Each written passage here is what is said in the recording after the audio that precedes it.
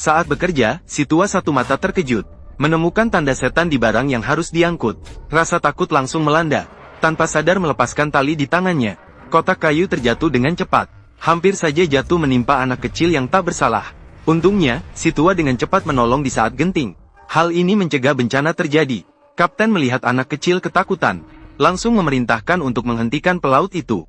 Namun si tua satu mata mengaku mengenal tanda di kotak kayu itu. Itu adalah lambang buruk. Meskipun diberi 10 nenek, dia tidak akan menerima pekerjaan ini. Barang itu siapa menyentuh, dia mati.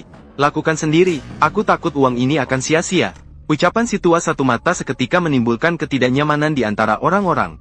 Namun mengingat pemberian besar dari pihak yang memberi tugas, minta mereka mengirim kotak-kotak ini ke biara London. Dan meminta mereka berangkat sebelum matahari terbenam. Semua orang harus mengatasi ketakutan mereka. Membawa kambing laut yang diperlukan dan melanjutkan pemuatan kapal. Tanpa disadari, tabrakan tadi telah menyebabkan segel salah satu kotak kayu menjadi longgar.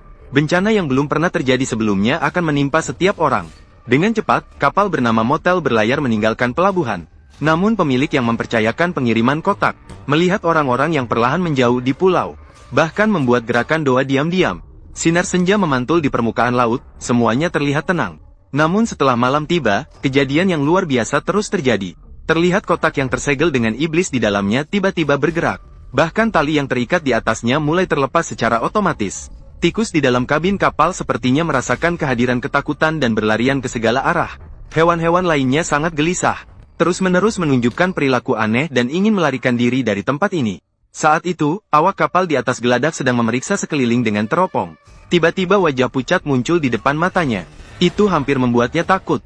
Namun setelah diperhatikan lebih seksama, tidak ada yang aneh. Dia segera menceritakan pengalamannya ini kepada temannya, si hitam. Namun temannya mengatakan bahwa dia selalu berada di geladak, tidak melihat bayangan siapapun. Pria itu mengira dia mengalami ilusi dan memilih berbalik pergi. Tanpa disadari, anjing di bawah geladak melihat sosok di dalam kegelapan. Sebelum sempat menggonggong beberapa kali, anjing itu langsung digigit mati oleh monster. Setelah tengah malam, koki di kapal pergi ke ruang kargo.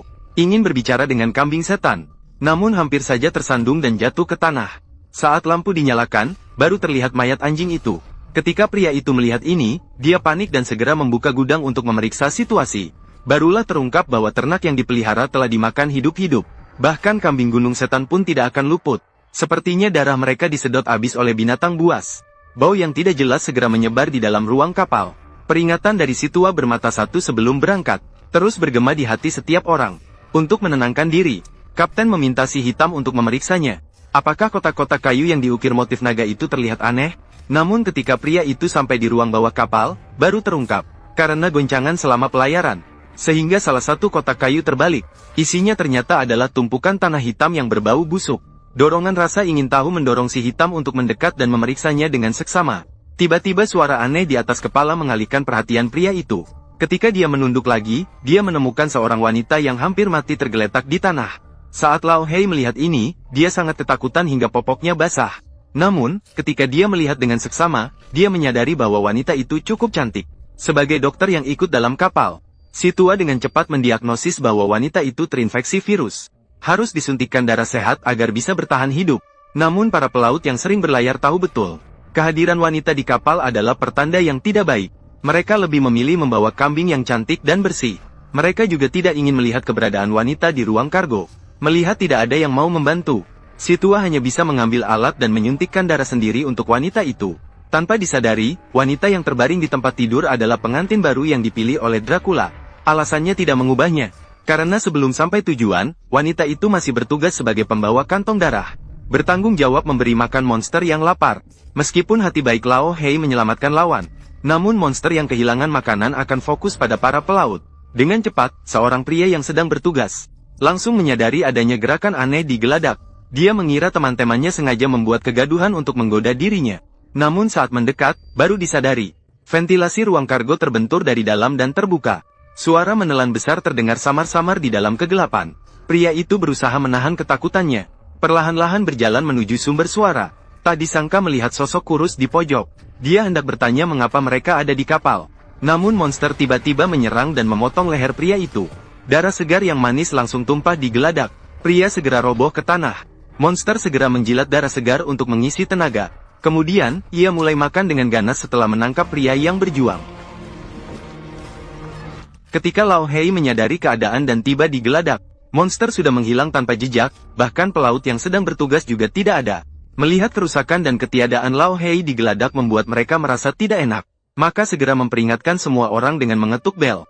Namun keesokan paginya mereka mencari di setiap sudut kapal. Namun tidak pernah menemukan jejak pelaut. Hanya bisa menghibur diri sendiri.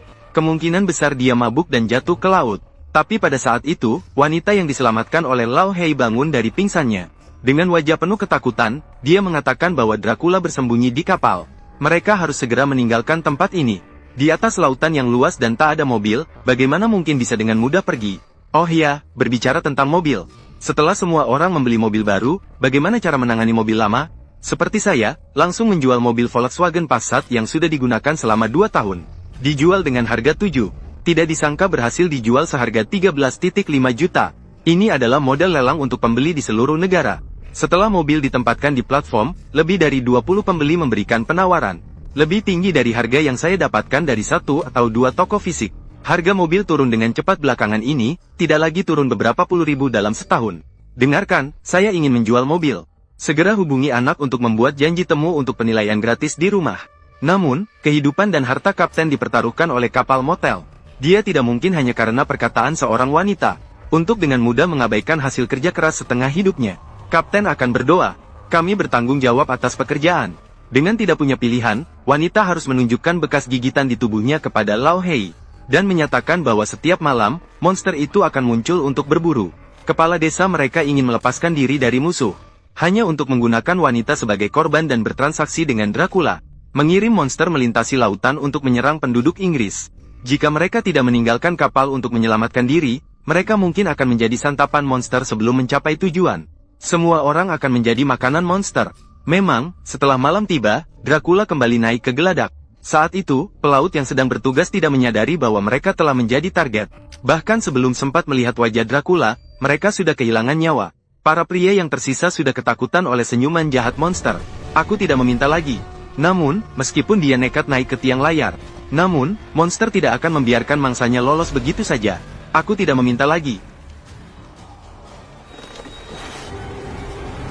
Kapal kehilangan nahkoda yang sedang bertugas. Dalam badai yang deras, kapal bergoyang dengan cepat. Semua orang bertahan dari guncangan dan segera menuju geladak.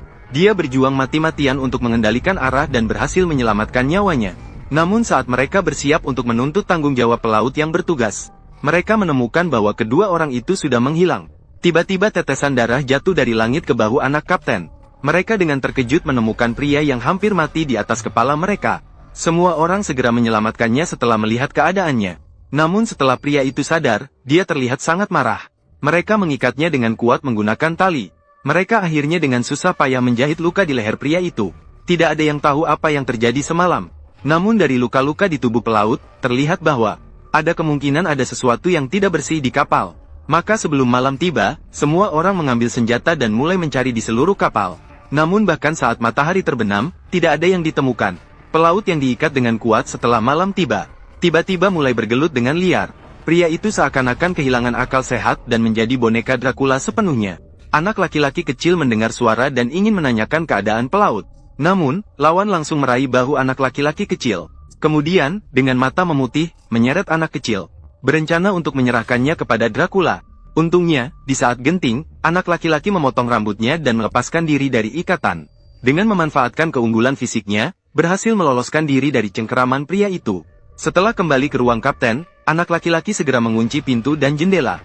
Dengan keras memukul papan kapal mencoba mengirimkan sinyal bantuan. Para awak kapal di dek segera turun untuk menyelamatkan dengan cepat. Akhirnya berhasil mengendalikan awak kapal yang bermutasi di saat genting. Namun, anak laki-laki di dalam ruangan belum sempat bernapas lega.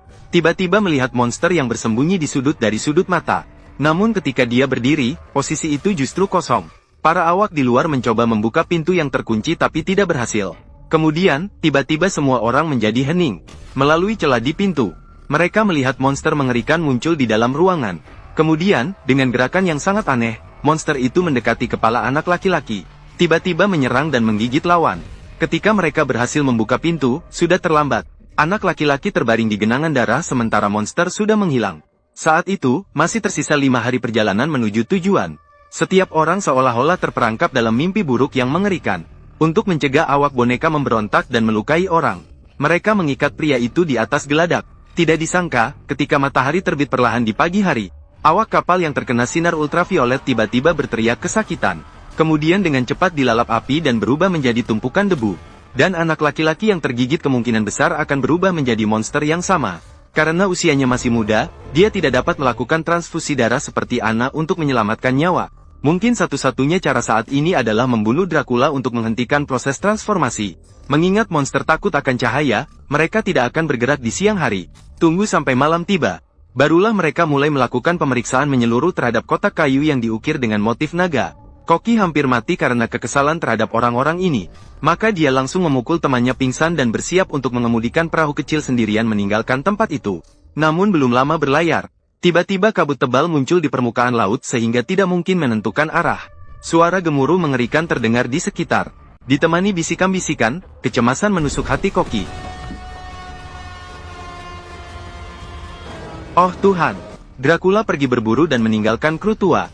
Setelah membuka kotak, hanya menemukan tongkat di dalamnya.